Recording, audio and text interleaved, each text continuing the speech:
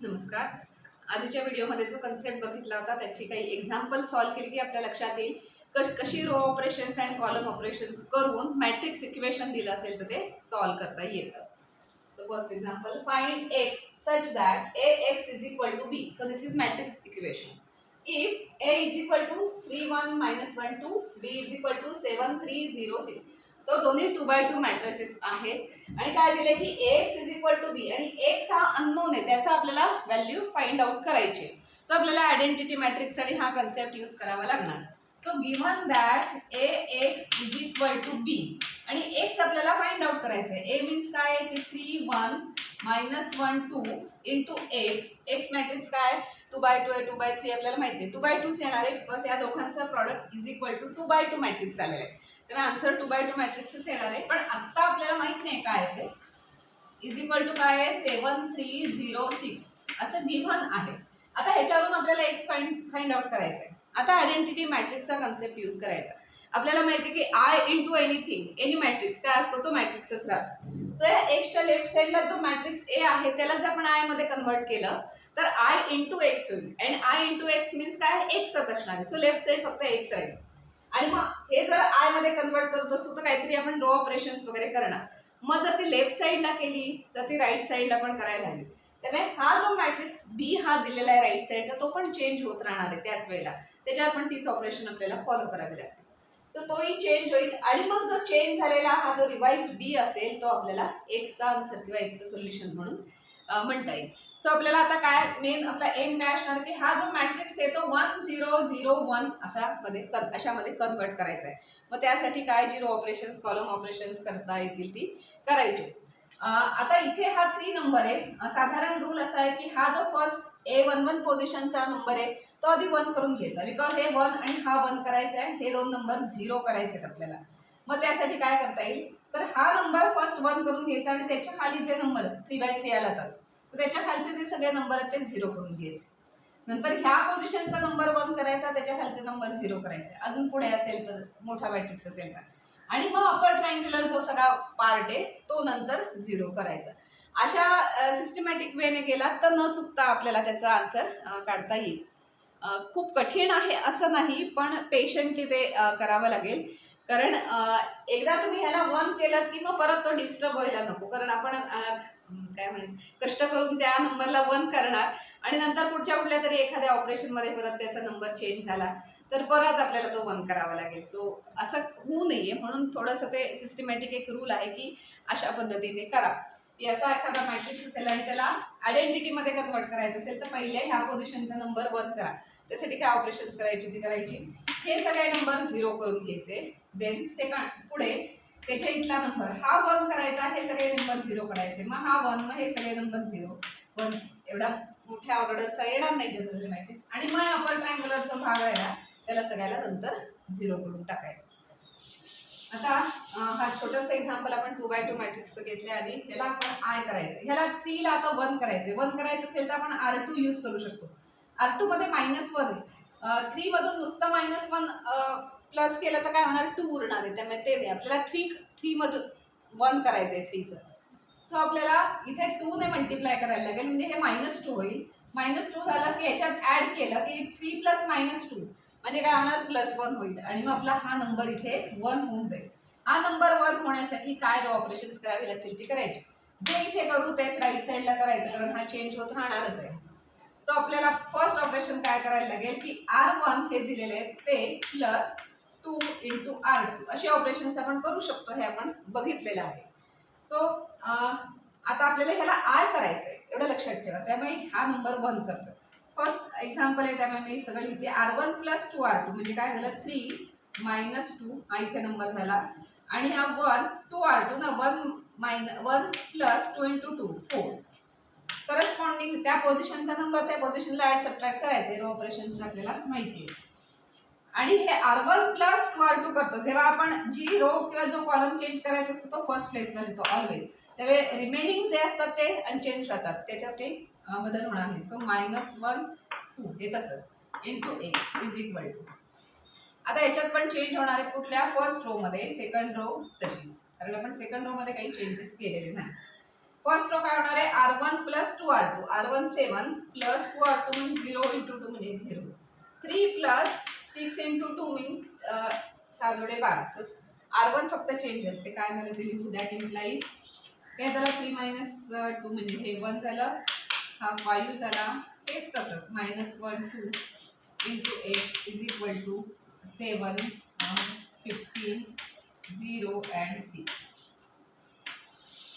So आपण first operation केलं आणि आपल्याला काय मिळालं 1 5 - 1 2 into x is equal to 7 15 0 6 हा बघा राईट साईडचा जो मॅट्रिक्स आहे तो चेंज व्हायला सुरुवात झाली कारण ते एक्सचा आन्सर येणार आहे नंतर पुढे आणि ह्याला आपण काय करतो आयडेंटिटी मध्ये कन्वर्ट करायचं म्हटलं तसं हा 1 केल्यानंतर त्याच्या जे बिलो नंबर्स आहेत सगळे लोअर ट्रायंग्युलरचे ते सगळे 0 करायला बघायचं आणि आता हा नंबर 0 करायचा आहे आपल्याला हा नंबर 0 करायचा असेल तर फर्स्ट रो यूज करता येईल आता इथे जरा सिंपल आहे कारण -1 प्लस 1 केलं की इथे 0 होणार आहे सो R2 प्लस R1 केलं की हा नंबर इथे 0 होऊन जाईल हा नंबर 0 करायचा आहे ते ऑपरेशन घेऊ आपण R2 प्लस R1 ला कशाने मल्टिप्लाय करायची गरज नाही फक्त -1 प्लस 1 केलं की 0 एवढ्या नंबरचाच विचार करायचा बाकीचे नंबर जे काय बदलायचे ते बदलू देत आपल्याला फक्त प्रत्येक वेळेला एकच नंबर चेंज करायचा असतो फर्स्ट आपण इथे केला ह्या प्लेसचा A11 पोझिशनचा नंबर 1 मध्ये कन्वर्ट केला ते होताना बाकीचे काय नंबर चेंज झाले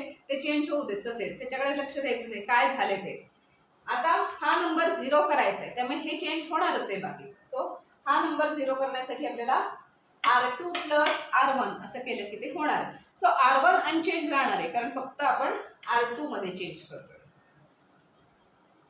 सो दॅट इम्प्लाइज आपण आता R1 लिहून घेऊया 1 5 कारण ती तशीच राहणार into x is equal to याची पण R1 तशीच राहणार 7 15 दोन्ही मॅट्रिसेसच्या R2 चेंज होणार आहेत काय R2 plus R1 -1 plus 1 -1 plus 1 हे 0 झालं आपल्याला तेच करायचं आहे आणि 2 प्लस 5 आणि इथे काय झालं 0 प्लस 7 अँड 6 प्लस 15 म्हणून हे थोडं त्याला म्हणजे त्या टाईपच्या एक्झाम्पलला पेशन्स लागतो कारण एक ऑपरेशन करणार त्यावेळेला हे सगळे नंबर बाकीचे चेंज होतात ते व्यवस्थित चेंज झालेत ना बघा एकदा जरी इथे प्लस मायनस किंवा एखादा नंबर चुकीचा आला तर पुढचं सगळंच आन्सर शेवटी चुकणार आहे तर तसं होऊ नये म्हणून केअरफुली बघा ते दॅट इम्प्लाइज काय होणार आहे 1 5 0 7 into x is equal to 7 15 आपल्याला 7 अँड दिस इज 21 ह्या एका कॉलमचं आपलं काम झालंय 1 0 झालाय आता त्याच्यापुढे A22 पोझिशनला जायचं त्याच ऑर्डरने जात तुम्हाला असं वाटलं की नाही मला आधी हा 7 ला 1 नाही करायचा हा नंबर मी आधी 0 करून टाकते 1 0 0 1 असं आपल्याला करायचं आहे एक्सच्या लेफ्ट साईडचं तर कोणी म्हणेल मी हा 5 आहे ना तो आधी 0 करून टाकते 7 मी नंतर 1 करेल काही वेळेला ते चालू नाही जातं पण तुम्ही असं उलटं केलं ना तर ते सारखे ऑलरेडी जे केलेले सेट केलेले जे नंबर आहेत ना ते डिस्टर्ब होत राहतात आणि मग ते परत हे करण्यात मग ते इन्फायनाईट लूपमध्ये अडकल्यासारखं होतं मग ते होत नाही त्यामुळे शक्यतो ज्या ऑर्डरने जी सिस्टमॅटिक ऑर्डर आहे त्याच ऑर्डरने जा म्हणजे मग कमीत कमी वेळात कमीत कमी स्टेपमध्ये तुमचा तो जे काही सोल्युशन आहे किंवा जो हा मॅट्रिक्स आहे तो आयमध्ये कन्वर्ट व्हायला हेल्प होईल इथे सो त्यामुळे आता A22 पोझिशनचा नंबर घ्यायचा ह्याला 1 करायचं आहे ऑलरेडी इथे 0 आहे त्यामुळे फार काही करायला लागणार नाही ह्याला 1 करण्यासाठी डायरेक्ट आपण ह्याला 1/7 ने मल्टिप्लाय करू शकतो एखाद्या रोला मल्टिप्लाय करता येतं का ह्या एलिमेंटरी ऑपरेशन्समध्ये तर करता येतं आपण बघितलंय बिकॉज ह्याला 1/7 ने मल्टिप्लाय करायचंय 1/7 इंटू R2 हे मल्टिप्लाय करणं म्हणजे 0 इंटू R1 म्हणजे एखाद्या स्केलरने मल्टिप्लाय केलं इथे पण स्केलरने मल्टिप्लाय करणे आणि दोघांची ॲडिशन सबट्रॅक्शन अलाउड आहे रो ॲडिशन कॉलम ॲडिशन आपण इथे केलेले आहे इथे त्यामुळे ते चालतं त्यामुळे 0 ने कुठली तरी रो ॲड केली असा तो कन्सेप्ट आहे असं समजा त्यामुळे फक्त एका R2ला एखाद्या स्केलरने तिथे मल्टिप्लाय करता येतं आपण आधीच्या व्हिडिओमध्ये एक्सप्लेनेशनमध्ये बघितलेलं आहेच ते पण हे 1/7 ने मल्टिप्लाय करून घेऊ सो दॅट इम्प्लाइज 1 5 0 ला 1/7 ने केलं तर 0 1/7 ला 1 असे 7 ला 1/7 ने मल्टिप्लाय केलं की 1 येईल into x is equal to इथे पण करायला हवं first row as it is ह्याला 1/7 ने करणार ना R2 ला 1/7 सो 7 इंटू 1/7 1 आणि याला 3 येणार ना 21/7 म्हणजे ते आन्सर आलं 3 आता ऑलमोस्ट हा आयडेंटिटी दिसायला लागलाय फक्त काय राहिलंय हा 5 आहे ना तो 0 केला की लेफ्ट साईडचा आयडेंटिटी होईल आणि जो राईट साईडला चेंज झालेला आहे ते एक्सची व्हॅल्यू म्हणून येईल. तर थोडंसंच आपला राहिलं आहे आता. हा जो लेफ्ट साईडचा आहे त्याला आता आपल्याला या 5 ला 0 करायचं आहे नेक्स्ट स्टेपला. सो अशी रो आणि कॉलम ऑपरेशन्स करून तुम्ही एखादा मॅट्रिक्स आयडेंटिटीमध्ये चेंज करू शकता. आता काय करायला लागेल, ह्याला R2 ची मदत घ्यायची. आता बघा, म्हणून ही रो अशा पद्धतीने ती फिक्स केलेली असेल आधी तर ह्याला आता अपर ट्रायंग्युलरला काही फरक पडत नाही, कारण आता R1 मध्ये R2 आपल्याला ऍड करायला लागेल, पण किती टाइम्स? 5 टाइम्स. कारण 5 - 5 केलं की 0 होणार. इथला 0 करायचा एलिमेंट, पण इथे 0 असल्यामुळे याला फरक पडला नाही. सो म्हणून आपण फर्स्ट स्टेपला हा 1 झाल्यावर हा 0 करून घेतला, कारण अपर ट्रायंग्युलर वाले जे एलिमेंट्स आहेत ते 0 करताना हे आधीचे नंबर 0 असल्यामुळे फरक पडत नाही आणि ते तसे करता येतात 0 वगैरे. हा जर 0 नसता केला वेळेवर आपण ह्याच्या आधीच्या स्टेपला आणि हा 0 आधी करायला गेलो असतो तर हा 1 पुन्हा डिस्टर्ब झाला असता. म्हणून त्या ऑर्डरने त्या जायचं म्हणून. आता आपल्याला हा 0 करायचा म्हणजे R2 यूज करायचे. सो R2 यूज करताना R1 मायनस करावी लागेल 5 times R2. Next operation is R1 minus 5 times R2. जे काय होणार ते R1 चेंज होणार आहे. सो R2 सेम राहणार, ते लिहून घेऊ. इज इक्वल टू ही पण 1 3. आता फक्त R1 चेंज होणार आहे. काय चेंज होणार आहे ते बघूया. R1 मायनस 5 टाइम्स R2 म्हणजे 1 मायनस 0. इथे हा 0 असल्यामुळे इथे फरक पडला नाही, म्हणून हा आधी 0 करून घेतला. त्याच्यानंतर 5 मायनस 5 इथे हे 0 करण्यासाठी आपण यूज केलं होतं. त्याच्यानंतर ते 7 मायनस 5 कारण 1 इंटू 5 ना, आणि ते 15 मायनस 5 3 15 15. So 15 minus 15.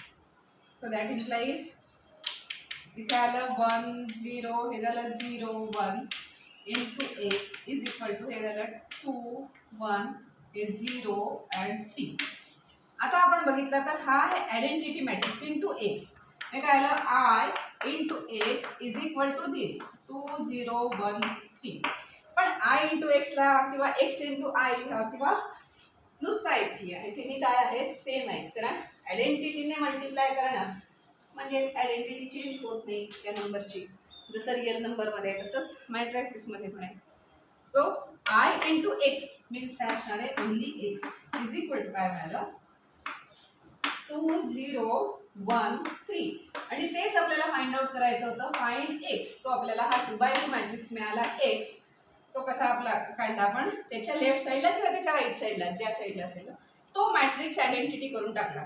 त्यामुळे मग आय एक्स झालं and I x can be return as x, आणि मग एक्सची ती व्हॅल्यू आपल्याला मिळाली. सो अशा टाईपमध्ये असं जर एखादं मॅट्रिक्स इक्वेशन आलं आणि त्यातला एखादा अननोन इलेमेंट म्हणजे अननोन मॅट्रिक्स तुम्हाला फाइंड आउट करायचा असेल, तशी रो ऑपरेशन्स कॉलम ऑपरेशन्स करून ते फाइंड आउट करता येतं. म्हटलं तसं त्याच ऑर्डरने जा, म्हणजे मिनिमम स्टेपमध्ये तुमचं काम होईल.